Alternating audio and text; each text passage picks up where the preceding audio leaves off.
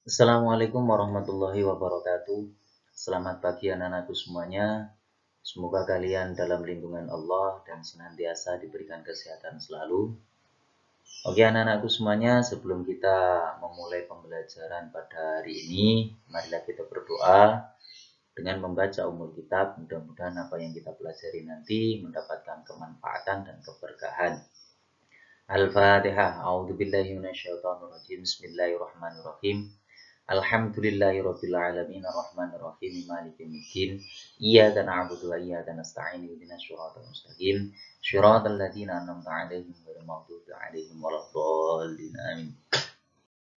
Baik anak-anakku, sebelum kita membahas tentang materi pada hari ini yaitu tentang adzan dan iqamah, Bapak akan membacakan tentang tujuan pembelajaran pada pagi hari ini. Setelah kalian mempelajari tentang adzan dan iqamah, Bapak harapkan kalian dapat memahami pengertian adzan dan iqamah dengan benar. Yang kedua, setelah kalian mempelajari adzan dan iqamah nanti, Bapak harapkan kalian dapat menentukan syarat sunnah bagi muadzin dengan tepat. Yang ketiga, setelah kalian mempelajari tentang adzan dan iqamah, harapkan nanti kalian dapat menyajikan atau menuliskan lafal adzan dan iqamah dengan urut dan benar. Oke anak-anakku sekalian, kita ke pokok pembahasan yaitu tentang adzan.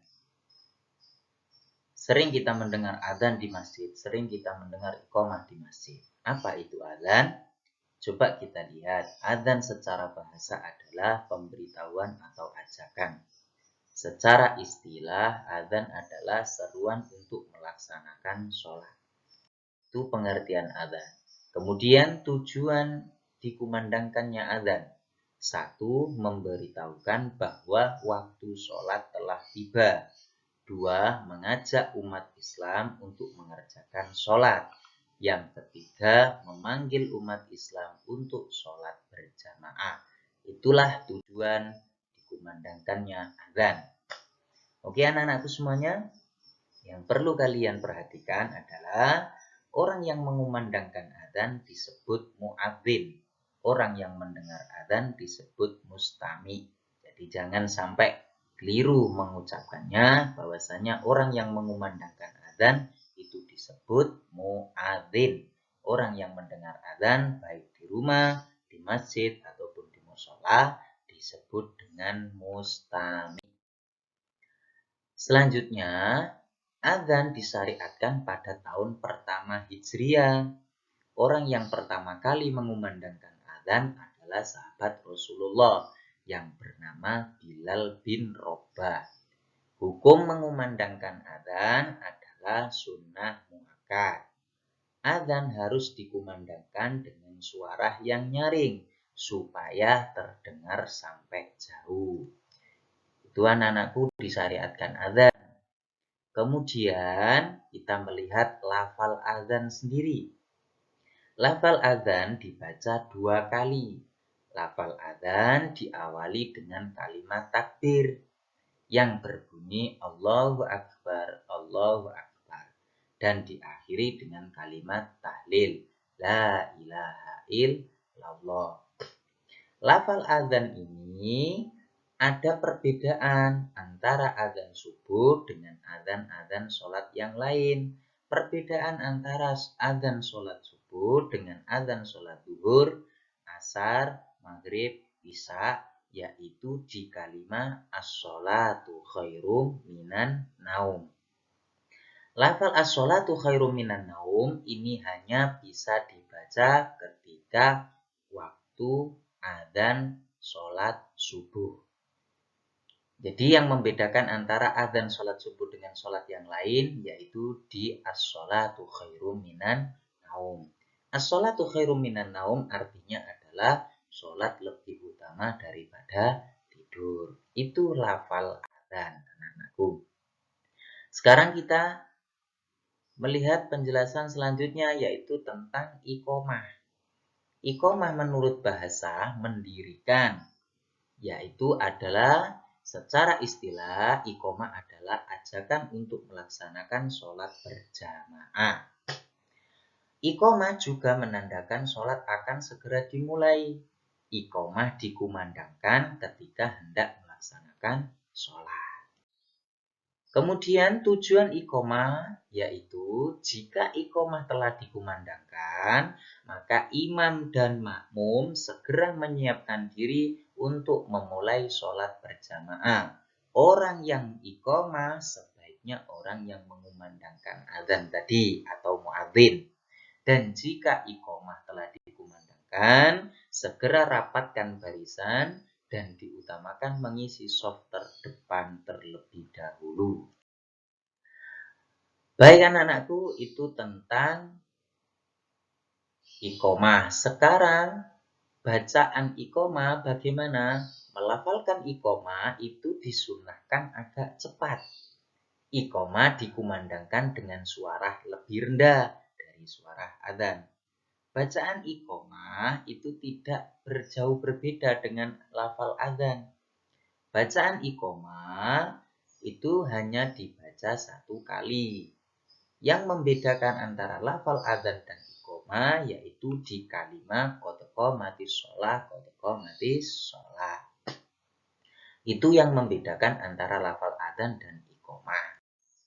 Kemudian anak-anakku semuanya, setelah kita mengetahui lafal iqomah atau bacaan iqomah, selanjutnya kita harus mengetahui tentang syarat adzan dan iqomah.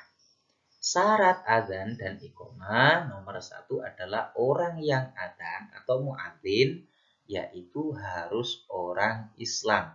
Jadi selain orang Islam itu tidak diperbolehkan untuk mengumandangkan adzan. Yang kedua harus tamyiz. Apa itu tamyiz? Tamyiz adalah sudah mengetahui baik dan buruk. Yang ketiga, syarat adzan dan iqomah, orang yang mengumandangkan adzan harus orang laki-laki. Baik anak-anakku, selanjutnya yaitu tentang sunnah adzan dan iqomah. Sunnah adzan dan iqomah, 1. Orang yang adzan dan iqomah disunahkan suci dari hadas kecil dan hadas besar.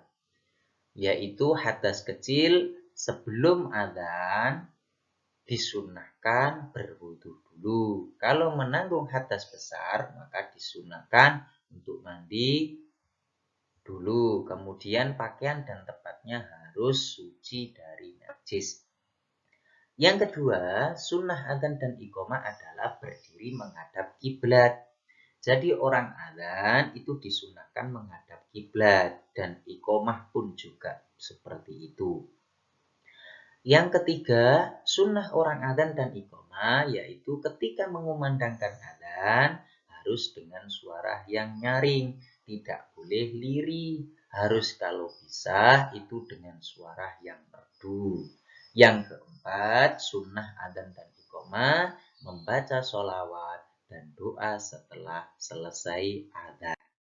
Itu tentang syarat dan sunnah adzan dan iqomah.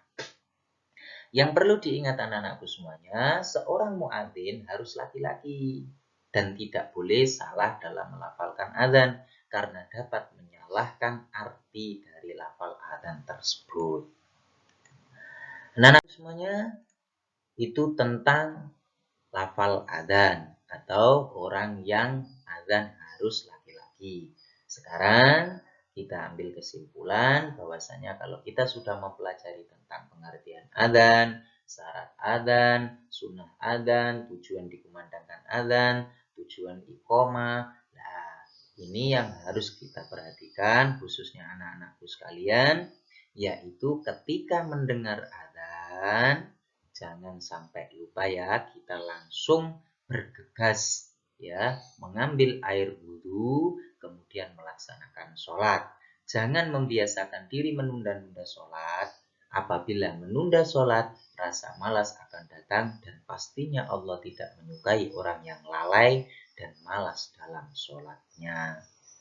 Oke anak-anakku semuanya, sebelum Bapak akhiri, adakah pertanyaan dari anak-anakku semuanya? Alhamdulillah kalau tidak ada, sebelum Bapak akhiri materi adzan dan iqomah pada pertemuan pertama ini, untuk pertemuan selanjutnya, yaitu membahas tentang tata cara azan dan iqomah, kemudian doa sesudah azan, kemudian melafalkan bacaan menjawab azan dan iqomah. Oke anak-anakku semuanya, Bapak cukupi dari sini dulu. Saya akhiri. Assalamualaikum warahmatullahi wabarakatuh.